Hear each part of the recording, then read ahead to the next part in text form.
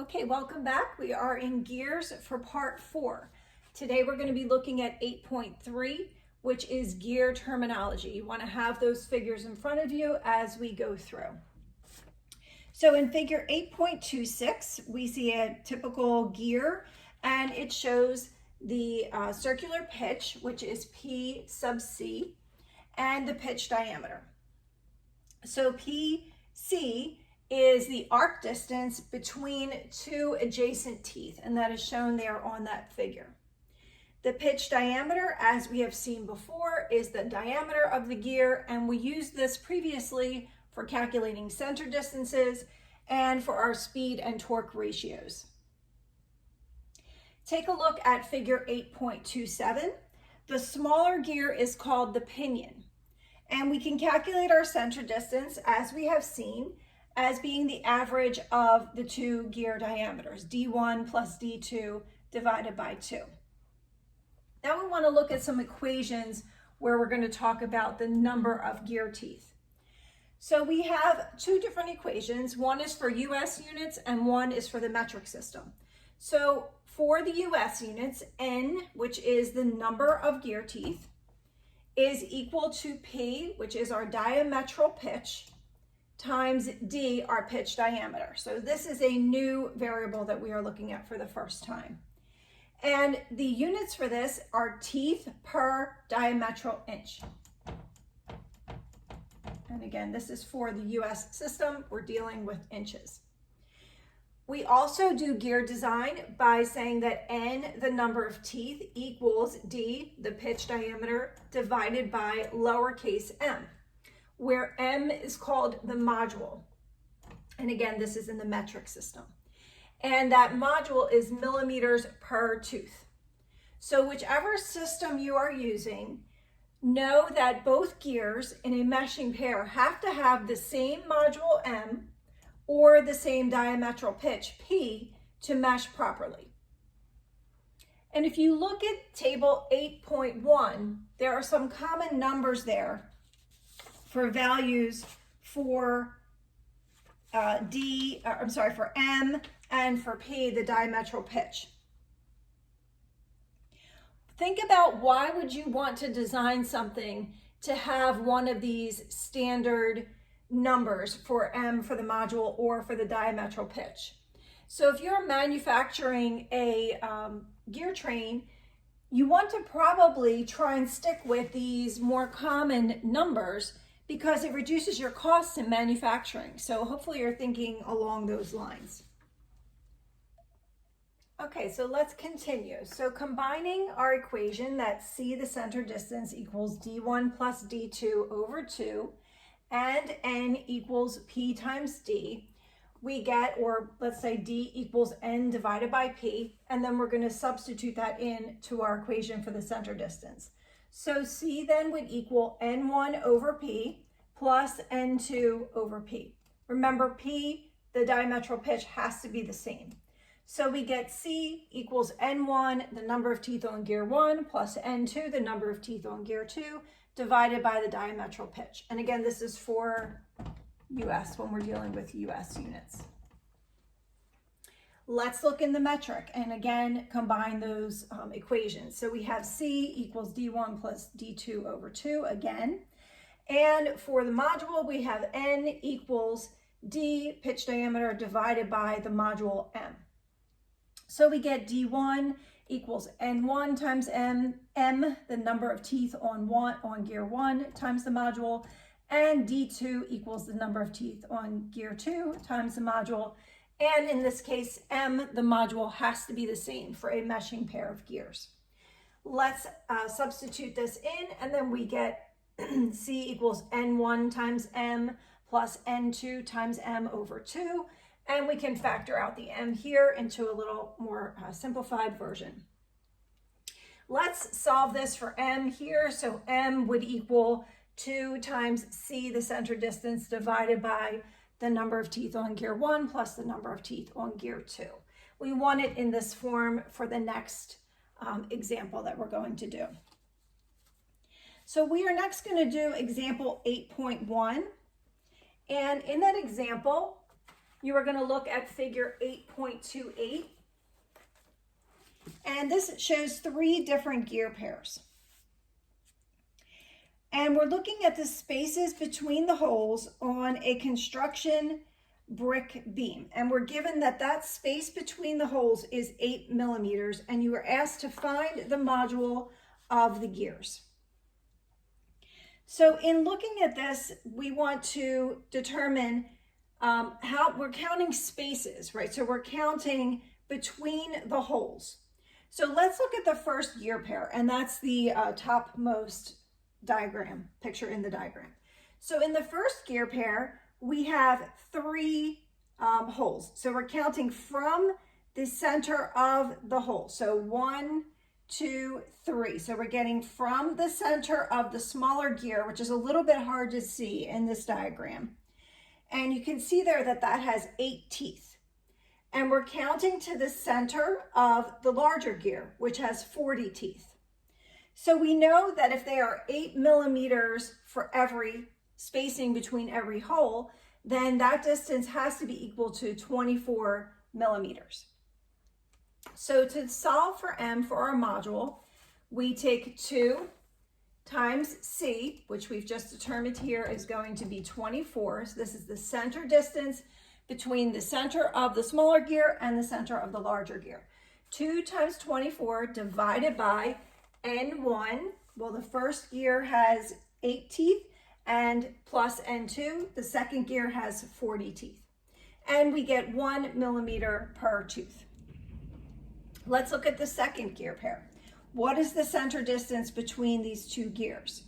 So here we have the distance from the first hole to the second hole, and then the second hole to the third hole. So we go 2 spaces between the holes. So we have 2 times 8 millimeters. So again, we're not counting holes, we're counting from the center of the hole on the smaller gear to the center of the hole of the next gear. So we get 16. We have 2 then times 16 for C divided by the number of teeth on gear 1 is 8, and the number of teeth on gear 2 is 24. And again, we get 1 millimeter per tooth.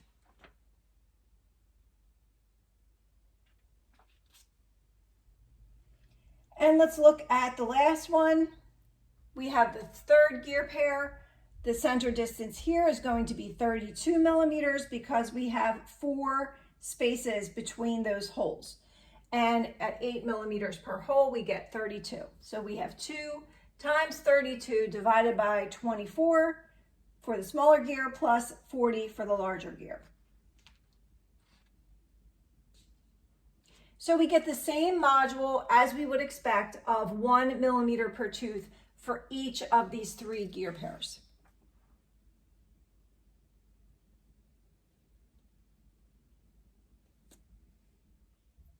Let's look at section 8.4, which is speed reduction using gear trains.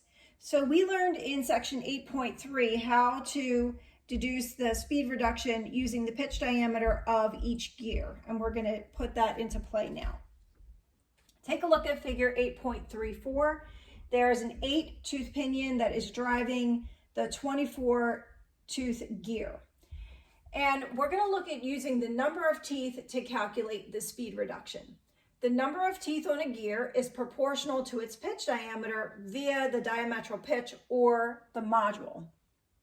So we get that N2, which is the speed of the driven gear, equals negative N1, capital N1, over N2, which is the number of gear teeth on gear 1 divided by the number of gear teeth on N2, times N1, where N1 and N2, lowercase, are the speeds of gear 1 and gear 2 in RPMs, revolutions per minute.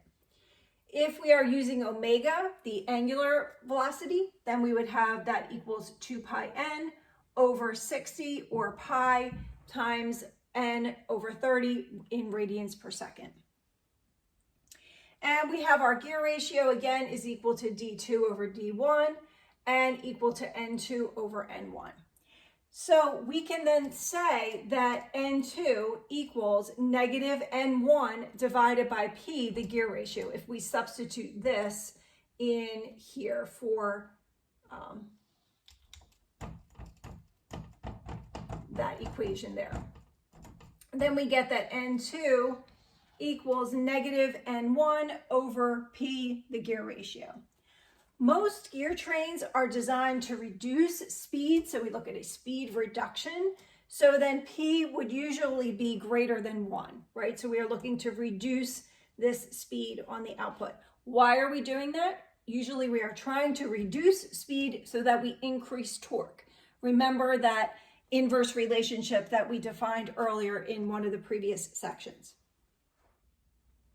All right, take a look at figure 8.35. This is a two-stage speed reducer. Taking a look at that figure, you'll notice that gears 2 and 3 have to have the same speed because they are mounted on the same shaft. So that's going to help us in solving this problem.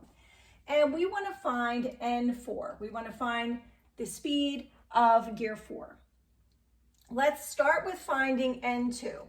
We're being given our input speed is 1000 RPM for the first gear. So we have N2 equals negative N1, capital N1 over N2 times N1. And now we're going to start plugging in.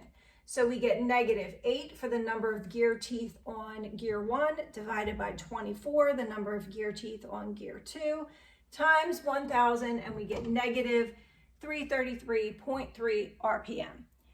Again, we expect that this should be negative because it is rotating in the opposite direction to the input.